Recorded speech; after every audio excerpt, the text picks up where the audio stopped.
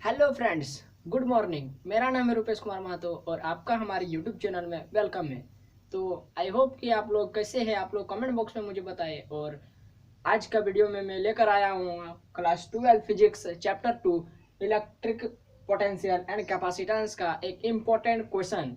ठीक है, जो हर बार आपके एग्जाम में पूछे जाते हैं। आप प्रीवियस ईयर क्वेश्चन बैंक खोलकर देख सकते हैं। ठीक है, तो देखते हैं कि यह क्वेश्चन क्या है और इसका सॉल्यूशन क्या होगा, उसको भी मैं यहाँ पर इस वीडियो में कंटिन्यू करूंगा। ठीक है, तो आप वीडियो में कंटिन्यू बने रहिए।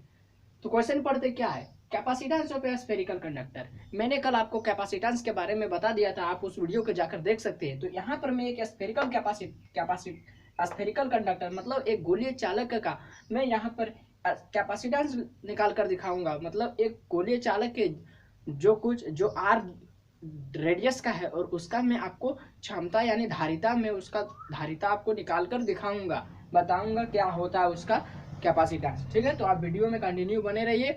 और यदि आपको थोड़ा वीडियो को स्पीड करके देखना है तो आप 1.25 गुना कर लीजिए, वहां से आप देख सकते हैं। ठीक है, तो मैं समझाता हूँ। तो सबसे पहले capacitance of A spherical conductor, तो सबसे पहले हम स्फेरिकल कंडक्टर एक ड्रॉ करेंगे। ठीक है, तो स्फेरिकल कंडक्टर ड्रॉ करते हैं। ये स्फेरिकल कंडक्टर है, ठीक है, जिसका सेंटर O है। ठीक है, और जिसका रेडियस R है। ठीक है, जिसका रेडियस R है। अब देखते हैं कि इस स्फेरिकल कंडक्टर यानी चालक है, तो यहाँ ये अपने आप में विद्युत आवेश को स्टोर करके रख सकता है। तो यहाँ पर हम किसी सोर्स से इसको हम आवेश देंगे, इलेक्ट्रिक चार्ज देंगे। तो जब इसको हम प्लस क्यू चार्ज देते हैं, तो इसका पोटेंशियल, इसमें पोटेंशियल आ जाता है। आप मैंने कल आपको बताया था कि जैसे ही किसी चार्ज में हम किसी कंडक्टर में हम चार्ज देते हैं तो उसका पोटेंशियल बढ़ता है, यानी पोटेंशियल जितना हम ज्यादा चार्ज देंगे उतना उसका पोटेंशियल बढ़ता है। उस तरह मैंने आपको कल बताया था Q directly proportional to V होता है। तो जैसे हम किस बाहरी सोर्स से, जैसे हम एक्सटर्नल सोर्स से हम यहाँ पर इस कंडक्टर को जैसे हम चार्ज देंगे तो पोटेंशियल डेवलप होगा। और पोटेंशियल जैसे डेवलप होगा तो यहाँ पर चार्ज को ये डिस्ट्रीब्यूट कर देगा, यूनिफॉर्मली डिस्ट्रीब्यूट कर देगा। ठीक है, यूनिफॉर्मली इस प्लस चार्ज को वह डिस्ट्रीब्यूट कर देगा, चारों तरफ इसको बांट देगा, सरफेस पर, इसका ऊपरी सरफेस पर बांट देगा। इसका होलो कंडक्टर का अंदर में चार्ज नहीं रहता, आप जानते हो, उसका ऊपरी सतह पर रहता है। ठीक है, तो जैसे ही आप बांट देगा तो इसका हर पॉइंट पर आप पोटेंशियल का वैल्यू सेम हो जाएगा। इसका हर एक पॉइंट पर पोटेंशियल का वैल्यू सेम हो जाएगा। ठीक है, हर एक पॉइंट पर पोटेंशियल का वैल्यू सेम हो जाएगा। और जैसे पोटेंशियल का वैल्यू सेम हो जाएगा तो हर पॉइंट पर पोटेंशियल का जब भी वैल्यू सेम हो जाए तो उस प्रकार का सरफेस हम को क्या बोलते हैं, मैंने आपको बताया है, उस प्रकार को मैंने पढ़ाया है कि उस प्रकार का सरफेस को हम इक्वी पोटेंशियल सरफेस बोलते हैं। तो इक्वी पोटेंशियल सरफेस, तो हर पॉइंट पर इसका तब पोटेंशियल का वैल्यू सेम हो जाएगा। तब निकालते किसी एक हम पर्टिकुलर पॉइंट चुनते हैं और वहां पर उसका पोटेंशियल का वैल्यू हम निकालते हैं। ठीक है, तो सॉल्यूशन लिखते हैं, लिखेंगे सबसे पहले। ठीक है, कंसीडर करेंगे या कंसीडर नहीं भी करेंगे तो चलेगा। ठीक है, कंसीडर लिख देते, कंसीडर कि मान लेते ये सरफेस, ये कंडक्टर ए है। ठीक है, consider A be the spherical conductor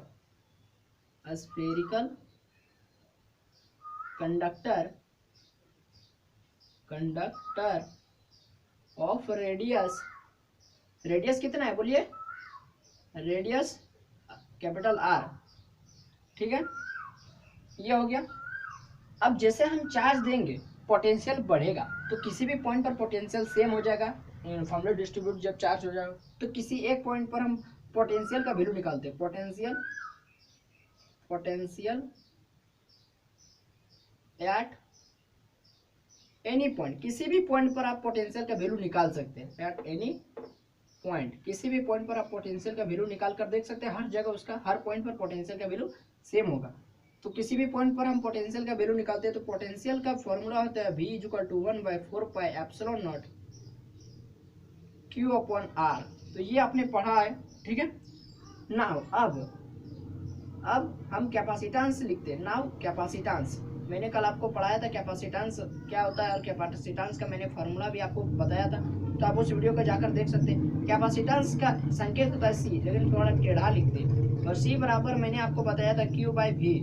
और यहाँ से हम 1 मिनट। इसको पहले हम इसको सॉल्व कर लेते हैं थोड़ा। तो यहाँ से इसको स्मॉल आर क्यू के जगह आप कैपिटल क्यू लिख सकते हैं, क्योंकि यहाँ पर हम कैपिटल क्यू माने हर जगह, और यहाँ पर स्मॉल आर की जगह हम हर जगह कैपिटल आर माने, तो कैपिटल आर आप लिख दीजिए, ठीक है। इसका रेडियस को हम कैपिटल आर माने। तो यहाँ से हम क्यू का वैल्यू फाइंड आउट करते हैं। तो क्यू का जैसे वैल्यू क्रॉस मल्टीप्लाई हो जाएगा, ठीक है। यहाँ बी के नीचे कुछ नहीं माने 1 है, क्रॉस मल्टीप्लाई, ठीक है। तो यहाँ पर क्यू का वैल्यू आ जाएगा 4 पाई एप्सिलॉन नॉट और आर इंटू भी। तो यहाँ पर हम क्यू का वैल्यू पुट करते हैं। तो क्यू का वैल्यू जैसे पुट करेंगे तो 4 pi epsilon not R into भी, तो और इंटू भी, तो यहाँ से भी कैंसिल हो जाएगा, तो 4 पाई एप्सिलॉन नॉट, ठीक है, इंटू आर। तो यहाँ से मेरा कैपेसिटेंस का स्फेरिकल कैपेसिटेंस का मेरा स्फेरिकल कंडक्टर का कैपेसिटेंस का वैल्यू मेरा फाइंड आउट हो जाता है। तो यहाँ तक आपको समझ में आ गया। तो आप वीडियो को थोड़ा स्पीड कर लीजिए, ठीक है, थोड़ा वीडियो लॉन्ग हो जाएगा, ठीक है। तो कैपेसिटेंस का फॉर्मूला आपको मिल गया। सी सबसे पहले इसको स्क्रीनशॉट लीजिए, ठीक है, कैसे निकला कैपेसिटेंस स्फेरिकल कंडक्टर का, ले लिए। तो आपको ये फॉर्मूला याद हो गया, सी बराबर 4 pi epsilon not R, C बराबर 4 pi epsilon nought into R, C बराबर 4 pi epsilon nought into R. ये होता है स्फेरिकल कंडक्टर का कैपेसिटेंस, ठीक है, क्षमता। तो अब मैं आपको कुछ एक्स्ट्रा बताना चाहता हूँ, ठीक है, जो पिछला वीडियो में शायद मैंने नहीं बताया था वो वाला। तो सबसे पहले आगे बढ़ते थोड़ा, ठीक है। तो सबसे पहले फार्मूला को लिख देते कि अभी सी बराबर क्या आया, 4 पाई एप्सिलॉन नॉट, ठीक है, इंटू आर आया, ठीक है। इतना आपको पता चल गया। इसका स्फेरिकल कंडक्टर का ये कैपेसिटेंस होता है। तो मैंने आपको बताया था कि एप्सिलॉन नॉट का वैल्यू क्या होता है। एप्सिलॉन नॉट का वैल्यू होता है 8.854 इंटू 10 का पावर -12 कूलम स्क्वायर पर न्यूटन मीटर स्क्वायर। मैंने आपको बताया था, इतना आपको बताया था। तो इसका हम यूनिट को लेकर आगे बढ़ते हैं। तो कूलम स्क्वायर पर न्यूटन मीटर स्क्वायर, ठीक है। ये ऐसा मैं क्यों कर रहा है इसको आपको बाद में पता चलेगा, ठीक है। तो सबसे पहले ध्यान से देखते जाए क्या क्या हो रहा है। इसको मैं कुछ नया टर्म में ला, अच्छा मैंने आपको बताया था फेराड, जो कैपेसिटेंस का यूनिट होता है फेराड, यानी इतना मेरा फेराड आ गया, ठीक है, इतना मेरा फेराड आ गया, ठीक है। तो अब कूलम स्क्वायर को कूलम स्क्वायर आने देते। अच्छा मैंने आपको कूलम स्लो में बताया था कि फोर्स बराबर होता है 1/4 pi epsilon naught Q1 Q2 अपन आर स्क्वायर। और फिर मैंने पोटेंशियल जब पढ़ा रहा था आपको, तब वहां पर मैंने बताया था कि पोटेंशियल बराबर होता है 4 pi epsilon naught Q by R, ठीक है। ये मैंने दोनों पढ़ाया है। अच्छा जहां पर न्यूटन लिखा है, तो न्यूटन किसका यूनिट होता है, फोर्स का यूनिट होता है। तो फोर्स का वैल्यू क्या है, 1/4 पाई एप्सिलॉन Q1 Q2 बटे आर स्क्वायर। तो लिख देते हैं 1/4 pi epsilon naught Q1 Q2 बटा आर स्क्वायर। अच्छा यहाँ पर पहले से मीटर स्क्वायर बचा हुआ है, तो मीटर स्क्वायर लिख देते हैं, ठीक है। अब कूलम स्क्वायर को रहने देते हैं। अच्छा यहाँ पर मीटर रेडियस का स्क्वायर है, तो इसको हम आर इंटू आर लिख सकते हैं। अच्छा ठीक है। तो यहाँ से यहाँ तक यदि आप गौर से देखेंगे, यहाँ से यहाँ तक, तो ये वाला इसी का तो वैल्यू का समान नहीं आ गया, देखिए तो इक्वल आ गया है ना। तो यहाँ पर भी अच्छा खाली यहाँ पर 1 है, तो 1 उसको छोड़ दीजिए, ठीक है, नेगलेक्ट कर दीजिए। तो 1/4 पे एप्सिलॉन क्यू बटा आर किसका वैल्यू है, बी का वैल्यू है, पोटेंशियल। और यहाँ पर कौन कौन जिंदा है, Q2 जिंदा है बटे आर, या इसको आप सिंपल में Q ही लिखिए ना, क्या दिक्कत है, कुछ दिक्कत नहीं है। यहाँ पर थोड़ी हम किसी से कंपेयर कर रहे हैं, 1 और 2 लिखेंगे, ठीक है। और यहाँ पर मीटर स्क्वायर जिंदा है। अच्छा चार्ज का यूनिट क्या होता है, कूलम, तो चार्ज Q की जगह लिख देते हैं C। अच्छा मीटर रेडियस का यूनिट क्या होता है, मीटर, तो यहाँ पर मीटर लिख देते हैं। 1 मीटर कट गया। अच्छा कूलम एक कूलम कट गया। ऊपर में क्या बचा, कूलम, नीचे में क्या बचा, वोल्ट इंटू मीटर। अच्छा मैंने आपको पढ़ाया था कल पढ़ाया था कि फैराड होता है। मैंने आपको कैपेसिटेंस बराबर क्या पढ़ाया था, मैंने आपको कैपेसिटेंस C बराबर पढ़ाया था कूलम बटे पोटेंशियल, यानी चार्ज बटे पोटेंशियल। तो चार्ज का यूनिट कूलम और पोटेंशियल का यूनिट वोल्ट। तो ये मैंने बताया था, इसका और यूनिट दूसरा मैंने बताया था कि ये फेराड होता है, यानी कूलम पर वोल्ट की जगह हम फेराड नहीं लिख सकते, एकदम लिख सकते। और नीचे में कौन बचा, पर मीटर, तो मीटर को लिख देते। इसको आप पहले स्क्रीनशॉट लीजिए, ये कैसे आया कूलम पर मीटर, ये फेराड पर मीटर कैसे आया, कूलम स्क्वायर बटे न्यूटन मीटर स्क्वायर को हम जैसे सॉल्व किए तो फेराड पर मीटर आया, फेराड पर मीटर। इसको पहले स्क्रीनशॉट ले लीजिए। यहाँ पर मैं साइड में लिख देता हूँ कि कूलम स्क्वायर बटे न्यूटन मीटर स्क्वायर को जब आप सॉल्व किए तो आपका आंसर निकल कर आया फेराड बटे मीटर, ठीक है, इसको भी घेर कर रख देते हैं। ठीक है, इतना आपको समझ में आ गया, स्क्रीनशॉट आप ले लिए थे। ठीक है, अब मैं आपको आगे बढ़ाता हूँ, ये अब मैं अपना टॉपिक पर आता हूँ। ठीक है, ये मैंने एक्स्ट्रा कुछ बताया अभी फैराड कैसे आया था। ठीक है, इसका जरूरत मैंने आपको कैपेसिटेंस निकाल कर दिखा दिया। स्फेरिकल कंडक्टर का क्या होता है 4πε0 इंटू आर, और इतना फैराड होता है उसका यूनिट। ठीक है, अब मैं आपको बताता हूँ कि इफ, अब क्वेश्चन में इफ यदि मान लेते हैं इसका रेडियस आर है, इसका रेडियस आर है, हमको रेडियस पता नहीं है, आर है हमको पता नहीं है, लेकिन हमको कैपेसिटेंस पता है कि इतना। हम मान लेते हैं 1 माइक्रो फैराड आपको कैपेसिटेंस दे दिया। ठीक है, इतना कैपेसिटेंस, इतना micro farad capacitance of spherical conductor.